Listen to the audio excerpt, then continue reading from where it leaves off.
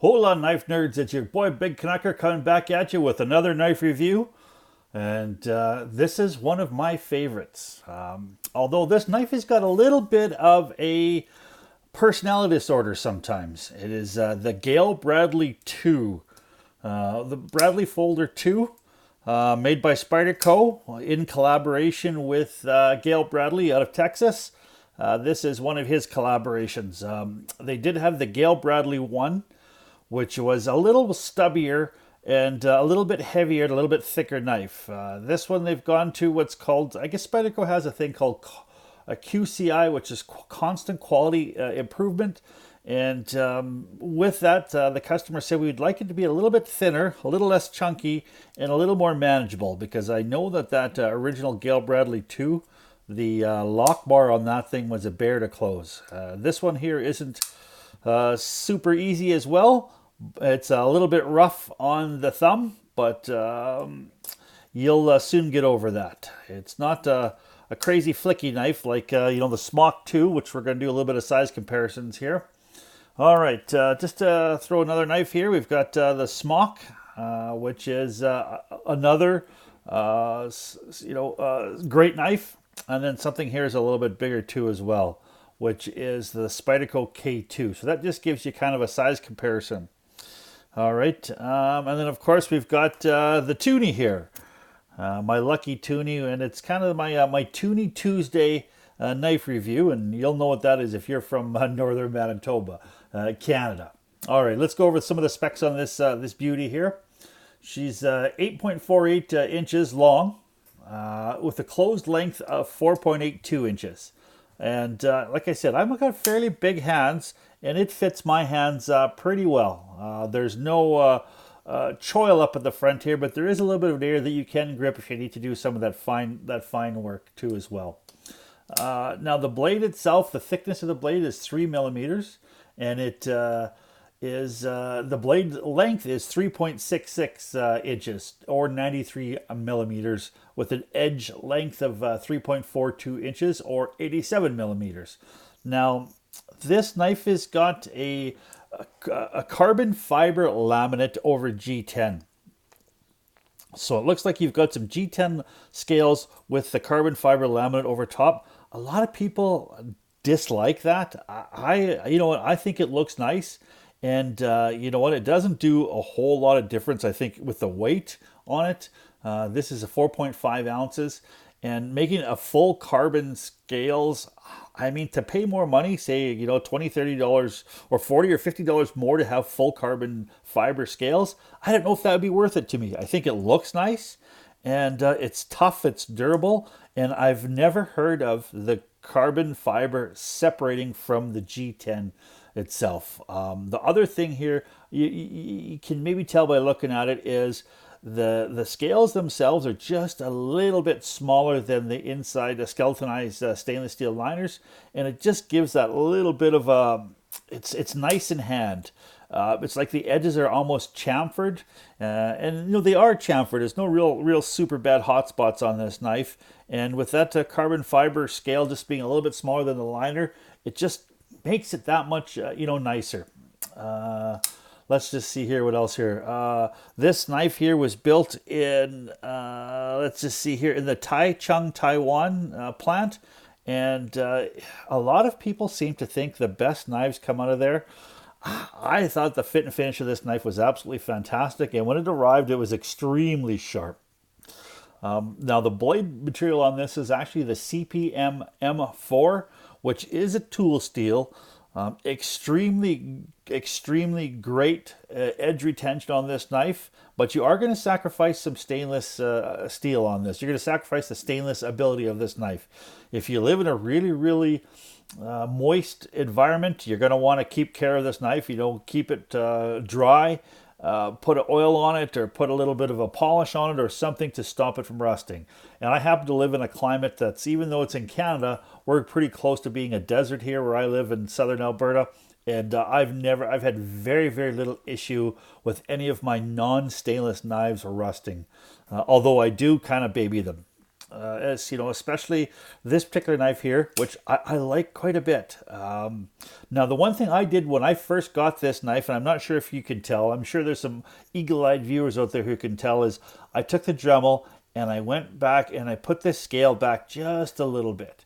And just to give my thumb a little bit better purchase to hit the lock bar. This knife here is almost the lock bar side is very similar to this scale here too as well, where you can't really see. You have to actually get your thumb right in there to close the knife.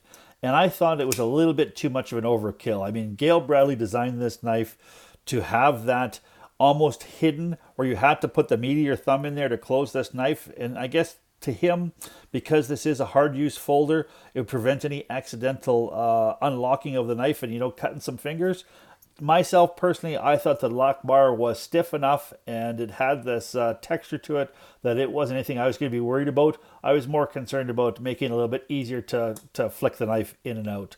Now, this knife out of the box isn't a super flicky knife, so if you're kind of into that, you know, it's got the spider flick and it's got the thumb flick, but taking your Dremel and just, I'm going to say taking maybe an eighth, possibly a smidge more in that area there, will make that lock bar, that liner lock, a little more accessible, and it makes this knife a lot easier to close. Now, this knife, like I said in the beginning of the review, she's a little bit of a, not sure what this knife wants to be. Gayle Bradley is known for making some really hard use folders and some competition cutting knives, which hence I think the M4 blade material. But this knife would not be out of place on your Sunday best, or, you know, pulling out of a suit or at an office. It's not an extremely technical looking knife, although it is a good solid folder that it's going to do a heck of a lot of work. I know I looked at some reviews on the interweb there, and you know, I seen one fellow, he was cutting a pile of shingles with it, so he had tar all over the blade. And I've seen a lot of these knives online and pictures of them where they're extremely hard use. The blade, like I said, because the blade is M4 and it's not stainless, it's got, you know, it's stained all over the place, and it's got to develop a nice patina, and you know, but I think with a carbon fiber laminate, it looks so nice. You just wouldn't be out of place putting this in your Sunday best, and you know, pulling it out to you know, chop up something there at the old church picnic. I don't think you're going to have anybody you know, be scared of this knife just from the way it looks. It looks more of a gentleman's folder than it does anything that's really murdery. All right, now the blade itself, the CPM M4 blade, is a hollow grind blade. And although this does take a wicked edge, and it does, you know, carve cardboard like there's no tomorrow, I did do a little bit of apple peeling on this, and with the hollow grind, the edge with its 3 mil here, it still did a little bit of busted my apples a little bit. I'm not sure, when you cut through the apple, you know, some knives will cut right through, and your apple stays, your apple slice stays completely intact. But with this knife here, couple of apple slices I sliced, it actually kind of broke it up a little bit. So the hollow grind is a fantastic grind with this. It does give you some good slicing ability, but I think some of the flat grind blades, like, you know, something like the Spyderco K2, will go through that cardboard, even though they are the same thickness, very, very similar. It just with that full flat ground, it's a little bit slicier than the Gayle Bradley 2. Now, there is a Gayle Bradley 1 folder, like I mentioned. It's a little more stubby, and it's got a little bit different ergonomics.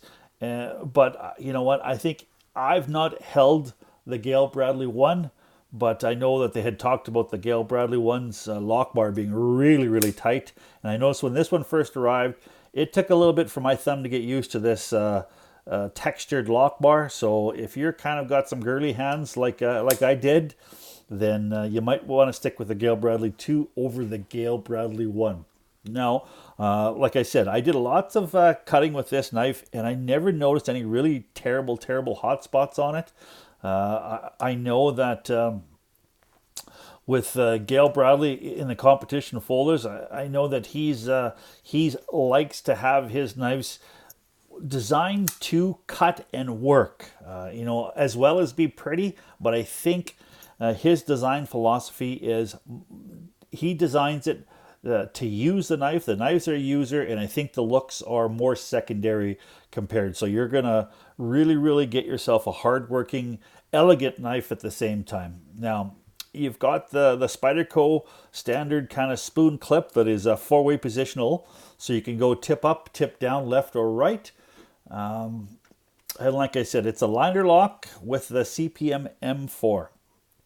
Now, I absolutely think that this is a knife that I would recommend if you're looking for a hard use knife and something that's going to keep an edge for a long time. The one thing I want to tell you about the M4 is lots of times, my knives are in the rotation and I seem to, let's just see here. Like I put a KME polished mirror edge on just about every one of my knives, and they are hair whittling sharp. And sometimes I'll put a knife away and I won't touch it for a month or so.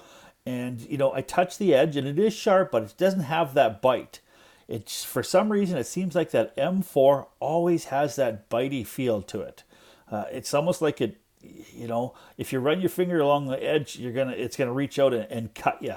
Even, as opposed to some knives like with the S30V, I'll notice that if I haven't touched it for a month or so, and I touch the blade, I'll have to put it on the strop for 4, 5, or 6 strokes aside, and then it gets into that bitey sharpness.